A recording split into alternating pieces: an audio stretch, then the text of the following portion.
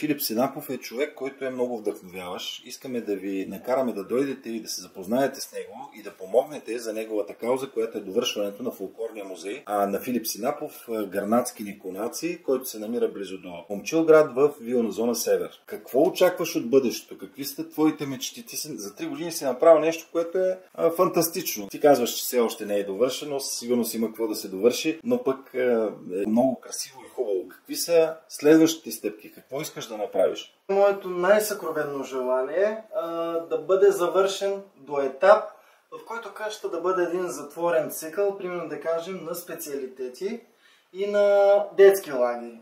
Тоест, както в момента провеждам земеделски дейности от сеидба, вършитба, оран, прашитба и много други. Жътвата, ето, която предстои сега следващия месец, например. Да стигаме до там, примерно да е готова и бахчицата някой ден, да имаме и подправките и билките. Имаме и горските ягоди или музоники, казано по-родопски, да правим и домашните сладка.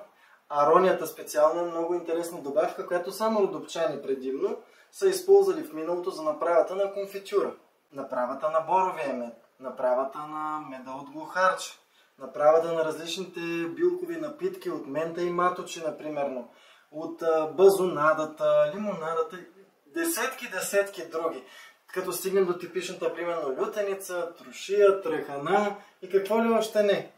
Точно това е, че примерно нивите да бъдат завършени изцяло, ръжището вече да дава своята реколта както трябва, огражденията и същинската част на вътрешния двор, хамбара пък, който ще съхранява всичката тази реколта на мен и в случая моите ученици и посетители, които се включват в дейностите, да се получи това така наречено бащено огнище, защото моята идея е именно такава, че в днешно време не всеки може да има допир до селото си, не всеки да има допир до родно местенце, до стара къща или нещо.